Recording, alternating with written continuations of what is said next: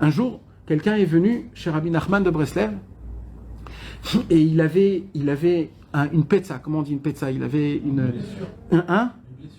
Pas une blessure, ouais, une blessure dans les intestins. Et à cause de ça, il ne pouvait pas aller aux toilettes. Il avait du sang. À chaque fois qu'il allait aux toilettes, quand il faisait le grand, il avait du sang. Et le problème, il était très, très au fond, très profond. Il est allé chez le docteur. Le docteur, il a vu que c'était tellement contaminé, il a dit, on ne peut rien faire, tu dois rester comme ça.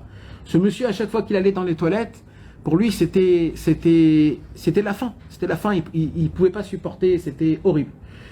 Et il avait honte de dire ça à Rabbeinu. Les élèves de Rabbeinu qui connaissaient ce problème, ils sont allés chez Rabbeinu, ils ont dit Rabbeinu, un tel, il a ce genre de problème et c'est invivable. Et là, Rabbeinu, il a dévoilé une Torah.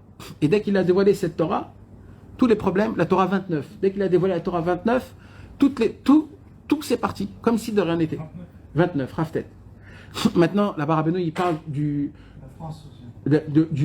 parle là-bas du sang, que dans tous les endroits où ça passe, où Rabbeinu, il dit qu'il faut connaître tous les chemins du sang. Et dans chaque Torah, Rabbeinu, il parle.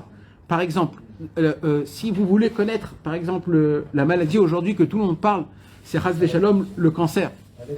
Alors, on peut voir mamash de nos yeux, c'est quelque chose d'inimaginable. Je ne sais pas comment les gens, ils ne sont pas éblouis de ça, de voir qu'à l'époque de Rabbeinu, il y a 250 ans, Rabbeinu, dans la Torah Aleph, de la deuxième partie du Likutei Moharan, il parle en détaillant exactement qu'est-ce que c'est le cancer.